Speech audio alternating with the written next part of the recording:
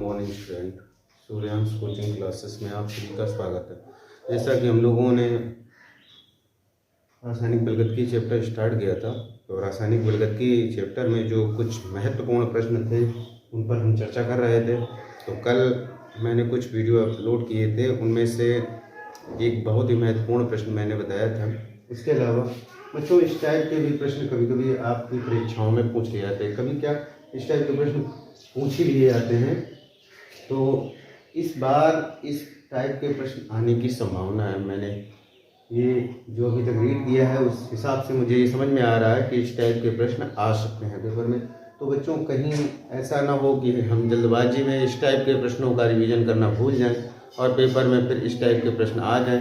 और अगर पेपर में इस टाइप के प्रश्न आ जाएंगे तो फिर अगर हम इन प्रश्नों को नहीं कर पाएंगे तो फिर हमारा नुकसान हो जाएगा, और जो हम उम्मीद कर रहे हैं कि हमारा इतना स्कोर हो जाना चाहिए उससे कुछ कम होगा। इसलिए बच्चों कोई भी कमी ना रह जाए, इसलिए इस टाइप के भी प्रश्न हम लोग देख लेते हैं कि जिस प्रकार से इस टाइप के प्रश्न लगाए जाते हैं। तो बच्चों जैसा कि आप देख रहे हो सामने प्रश्न लिखा है आपके, किसी अभिक्रिया, ये इस टाइप की अभिक्रिया दी है के लिए प्राप्त निम्न आंकड़ों से ज्ञात कीजिए। ये आंकड़े दिए हुए हैं, इन आंकड़ों से आपको क्या ज्ञात करना है। नंबर 1 अभिक्रिया की कोटि ज्ञात करनी है।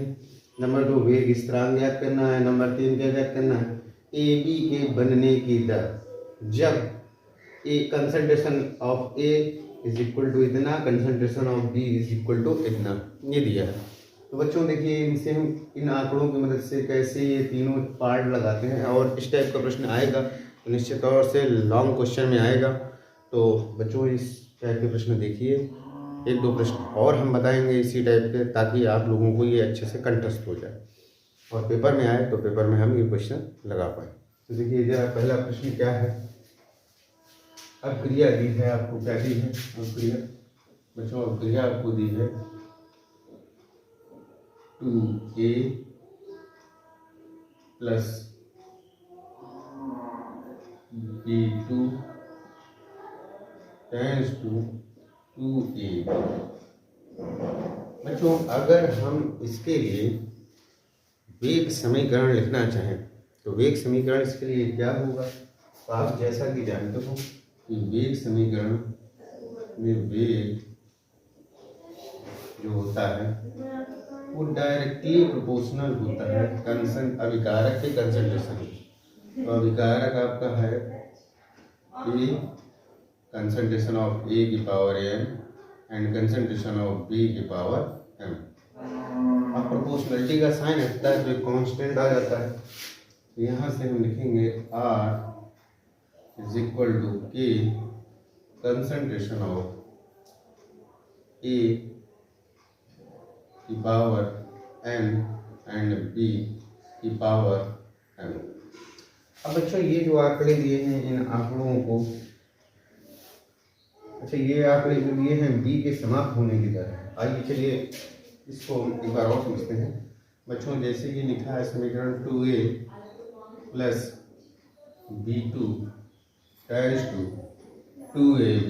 अब इसके लिए अगर हम वेग लिखें, वेग जो होता है किसी भी अभिक्रिया का वेग, वो अभिकारक के टर्म में भी निकाल सकते हो, उत्पाद के टर्म में भी निकाल सकते हो, आपको ये ज्ञात होना चाहिए। तो अगर अभिकारक के पद में बात करें तो बच्चों क्या हो जाएगा, यहाँ से अभिकारक के पदों में हम लोग निकालते हैं तो साइन का एक लगता है, माइनस का लगता है, minus D concentration of A upon D T, और ये जो गुणांक होता है इसका डिवाइड कर देते हैं। बच्चों ये क्यों करते हैं इसके लिए आपको नेक्स्ट वीडियो बता देंगे। अभी हमारी यूपी बोर्ड की तैयारी चल रही है, तो उस चक्कर में जो हमारे स्टूडेंट इस साल पेपर देने जा रहे हैं उनको ये सब पता होगा। रिजल्ट डायरेक्टली बता रहे हैं, ये इसके इक्वल कब होगा, minus D concentration of B2 upon dt is equal to 1/2 D concentration of AB upon dt। तो यहाँ से ये हम वेग समीकरण लिख रहे हैं, वेग समीकरण इसके किसी के पदों में लिख सकते हैं। तो फिलहाल बी के समाप्त होने की दर दिया है, तो यहाँ पर हम वेग के स्थान पर यहाँ पे BR2 अपॉन dt लिख सकते हैं। अब बच्चों इसके बाद में देखिए जरा, जब ये कह रहा है कि ए का सान्नाड़ इतना है और बी का सान्नाड़ इतना है, तब बी के समाप्त होने की दर इतनी है, तो आपको यही रखना है। ए के स्थान पर कितना रखना है बच्चों, कितने ए का सान्नाड़ दिया है, ए के स्थान पर ए वाला, बी के स्थान पर बी वाला, और सान्नाड़ के समाप्त होने की दर जो दी है वो यहाँ पर रखनी है। चलिए रख देते हैं।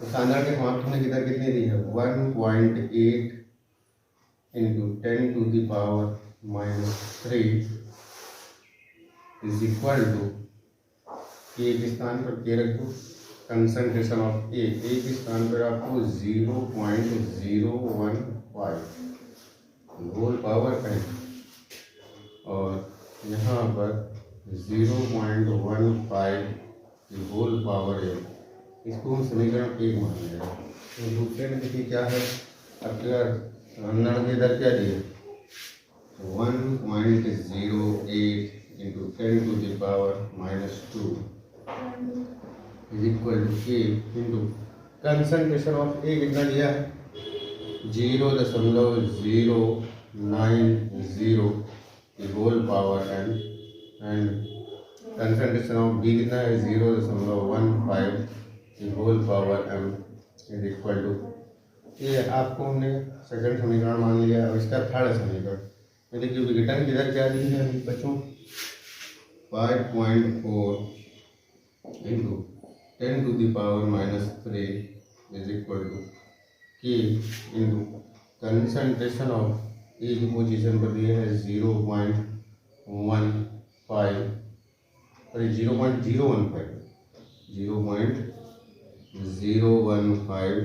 की होल पावर n इंटू 0.45 की whole power n is equal to third. ये समीकरण है। अब तीनों समीकरण हमने बना लिए हैं। इसके बाद में हमें करना क्या होता है बच्चों, इसमें से दो समीकरण को लेकर हमें n और m के मान निकालने होते हैं।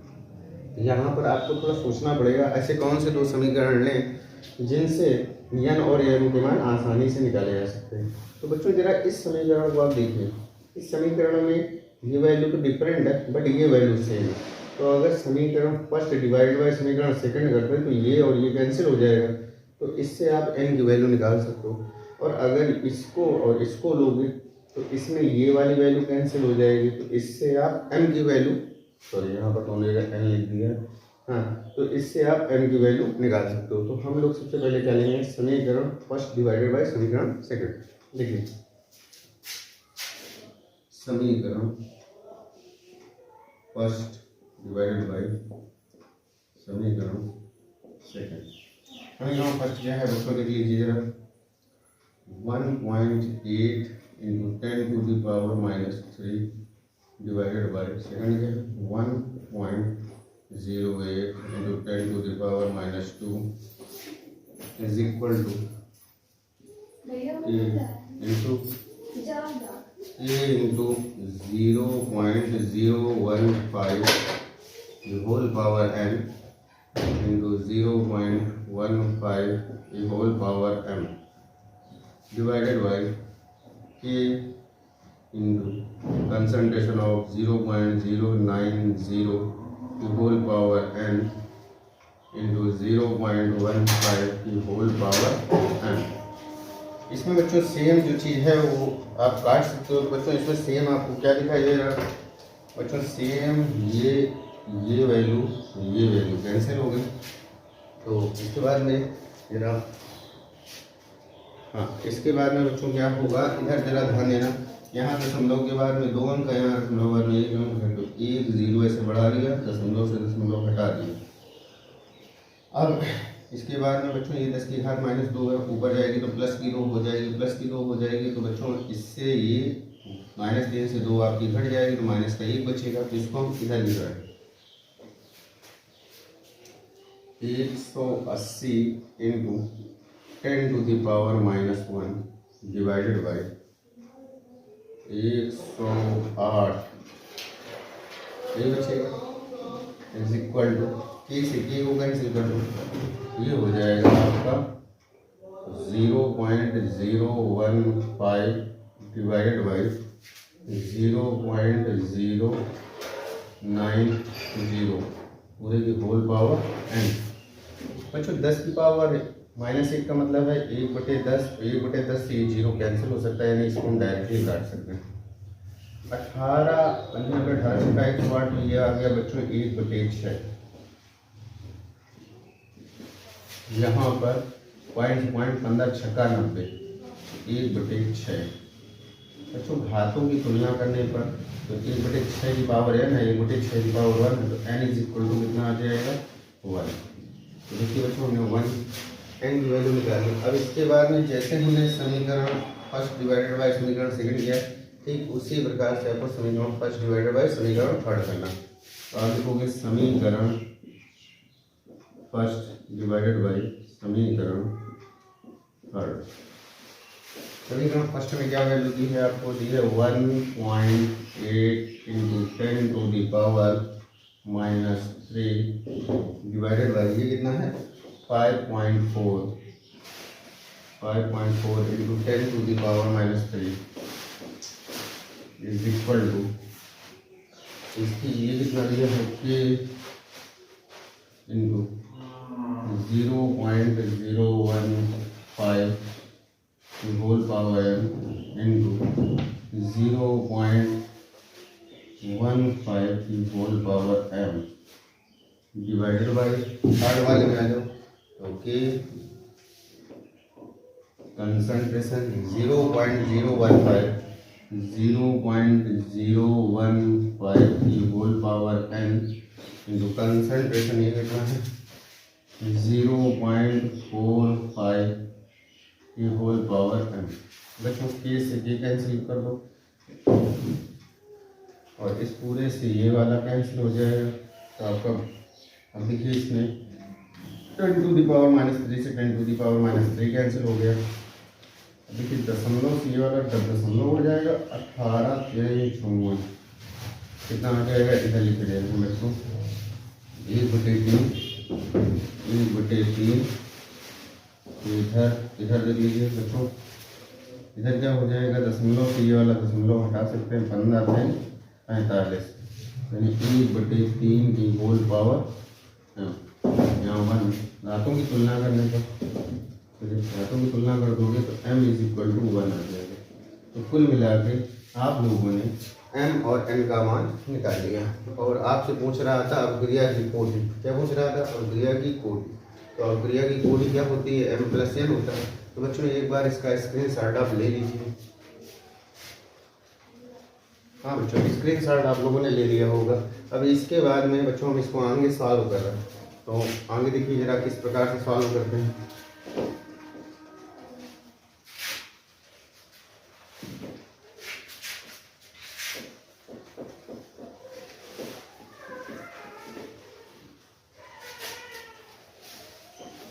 बच्चों हमें सबसे पहले पार्ट पे अभिक्रिया की कोटि बतानी है। हम लिखेंगे अभिक्रिया की कोटि, अभिक्रिया की कोटि बराबर कैसे m+n। बच्चों m की वैल्यू आपने निकाली थी 1 और n की वैल्यू भी 1। तो अभिक्रिया की कोटि कितनी आई 2। ये आपका फर्स्ट आंसर है। अब इसके बाद में वेग स्थिरांक निकालना है। वेग स्थिरांक के लिए आपको पहले वाले समीकरण में सारी वैल्यू रख देनी है, वेग स्थिरांक आ जाएगा। तो पहला वाला समीकरण आपका था क्या 1.8 into 10 to the power -3 is equal to concentration of 0.015 की होल पावर n इंटू 0.15 की होल पावर m। तो आपको n और m की दोनों की वैल्यू मालूम है, यहाँ पर रख देंगे तो आ जाएगा। ये होता है ये होता है। चलिए रख देते हैं 1.8 into 10 to the power -3 is equal to K की पोजीशन पर के रहेगा 0.015 की होल पावर n की पोजीशन पर 1 एंड 0.15 की होल पावर 1।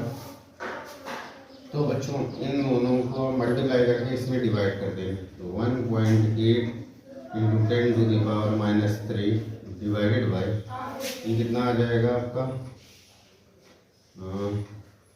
0.015 इंटू 0.15। बच्चों अब अगर हम इसको घात के टर्म में सॉल्व करेंगे तो कैसे करेंगे? देखिए अपॉन 1 लिखा जा सकता है।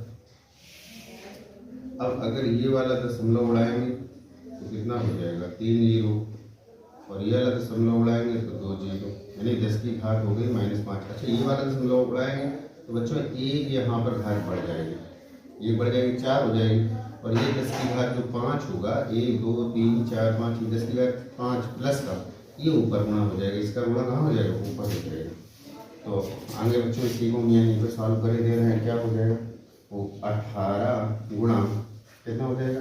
10 की घात -4 ये, और ये 10 की घात 5 प्लस का 5 ऊपर जाएगा, तो ये इसी में प्लस का 5 हो जाएगा।